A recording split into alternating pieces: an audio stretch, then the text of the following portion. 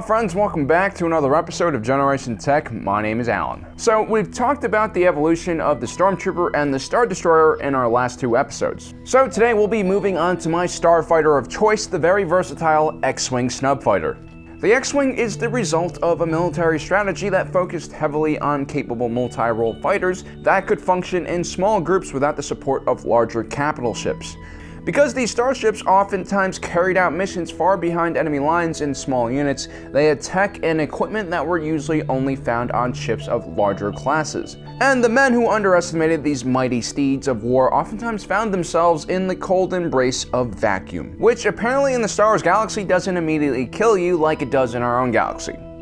Princess Mary Poppins, bitch! Now, you can't really talk about the history of the Xwing without talking about the Starfighter manufacturing company Incom. Known for their forward-thinking designs and very capable fighters, Incom was one of the main manufacturers that provided fighters for the Republic. Legends has it in the beginning Incom focused more on civilian projects like the construction of Bespin's Cloud City in 400 BBY. When the Separatist crisis devolved into a full-blown war, the Republic scrambled to find defense contractors to build ships and weapons to equip the Grand Army of the Republic. Incom won a contract to begin building starfighters for the Navy, and with the help of Subpro began the development and production of the Z-95 Headhunter. Often mistaken as an X-Wing from certain angles, the Z-95 lacked the S-foils that would later become synonymous with all Incom starfighters. It was a terrific all-around snubfighter armed with twin laser cannons, concussion missiles, and an ion cannon that could penetrate deflector shields. This allowed the Z-95 to fill multiple combat missions, from aerial denial patrols to strike missions on capital ships and fortified targets. It also had an above-average power plant and shielding for the time, and a very maneuverable airframe.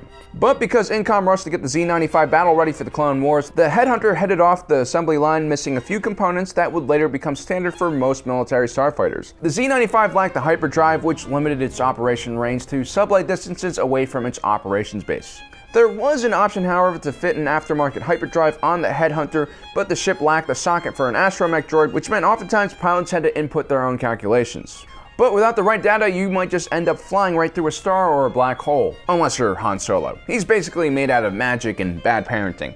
The Z-95 was famous for having a cramped cockpit, which made it hard for certain species and Porkins to fit inside, which between you and me is perfectly fine because, to be honest, the Z-95 was a death trap compared to what came next. As the war went on, it became apparent that the Z-95 was quickly being outclassed by more maneuverable second-generation Separatist droid fighters. Incom and Subpro once again joined forces and created the aggressive Recon 170. As you guys all know, when you put aggressive in the name of anything, it performs better and also causes more death and destruction.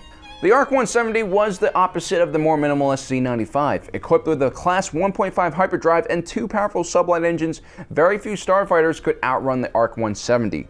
The ship was crewed by three clones, one pilot, one tail gunner, and a co-pilot. All three of them enjoyed different temperatures when eating their porridge. This was an odd design choice during an era where astromech droids were used to replace sentient beings to perform secondary functions, such as navigation and power and weapons systems management. But because of the long-range mission the ARC 170 was designed to undergo, it oftentimes was beneficial to have a second pilot who could take over. It also had S-foils, which could be opened during a dogfight to cool down the starship's power plant. After the fall of the Republic, the Galactic Empire still used the ARC 170 along with the Rebel Alliance, many different smuggler groups, and some drug cartels. During the rise of the First Order around a half a century later, Janata's security systems were still using this classic fighter, not only to patrol their local systems, but also to steal babies to turn into child soldiers. Now that's what I call versatility. Legends has it the Galactic Empire tried to nationalize Incom during the rise of the New Order. Many lead designers, developers, and engineers decided to leave Incom. Years later, somehow one of Incom's most advanced prototypes wound up in the hands of the Rebel Alliance. That design, of course, was the T-65B Xwing. Designed with the intent to be fast and powerful enough to inflict damage on an Imperial Star Destroyer, the Xwing was an accumulation of years of R&D and analysis of battle performances of previous Incom fighters like the Z-95 and ARC 170. Like a sand-heading Sith Lord in a fight with a bunch of Jedi younglings, the ship had very few weaknesses and many advantages. Starting with the iconic design featuring two sets of wings that functioned like a giant S-foil, giving the craft superior cooling abilities to its power plant, which ran 4 thrusters and a Class 1 hyperdrive. The single pilot craft also had a slot for an astromech and a robust sensor system. This capable craft was perfectly suited for the Rebel strategy of using slash and run attacks on Imperial targets to inflict damage so devastating that it could be considered borderline genocidal. The Xwing was equipped with 4 forward-facing lasers along with proton torpedoes to do tons of damage. The T-65C-A2 was a space superiority variant of the Xwing, but it was extremely rare because of its complicated manufacturing process.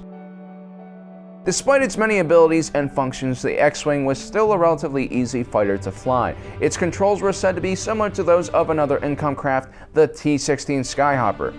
This was important because many of the Rebel pilots that were recruited were oftentimes laborers, criminals, farmers, and guys with impressive mustaches, who had very little proper starship piloting experience.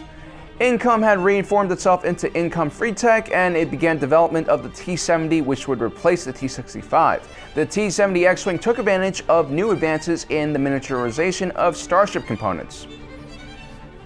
Whee! Instead of having 4 thrusters, the T-70 had 2, which could be split into 4 when the S-foils were open, allowing additional cooling, which actually is what the Xwing looked like in Ralph McQuarrie's original concept art. Very cool. The new Xwing also had a larger variety of weapons armaments and packages available, like a small rotary cannon at the bottom of the ship or torpedo launcher tubes that could equip several different types of projectiles. But more or less, these changes were incremental from the T-65B, despite what Incom's brochures and Disney wants you to think. Officially, the T-70's limited advances are blamed on the New Republic's demilitarization, along with bureaucratic nonsense and corruption. But between you and me, I think the root of the problem lies in lazy writing. Anyway, the T-70 would be transformed into the T-85, which would be the main fighter for the New Republic. The Resistance would go on to use the T-70 because they're broke as hell. Now, the T-85, we don't really know much about it, but it seems like the only thing they've changed was add 15 to 70. I don't know, maybe they'll add a new layer of paint or something like that. We just don't know yet. But who knows, maybe we'll find out about it in the next film.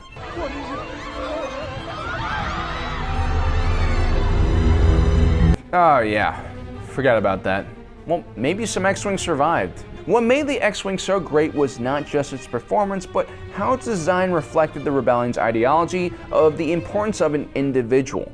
This was completely different from the Imperial design, which focused on low production costs and massive numbers. Well guys, let me know which Incom fighter design you like the best in our poll above, and don't forget to join us on Facebook, where we'll be posting the results of this poll along with our polls of your favorite trooper armor and wedge-shaped capital ship from our previous videos. Special thanks to all you Patreon supporters out there. When the aliens come to invade us, yes, not if, but when, me and Ben are going to start our own X-Wing squadron. We'll be using the T-90 X-Wings. They're quite awesome. They're just like basically T-65s with cup holders and heated seats. Maybe we'll paint them blue or something. It'll be really exciting. Well guys, thanks for joining us today. If you're watching this, you are Generation Tech.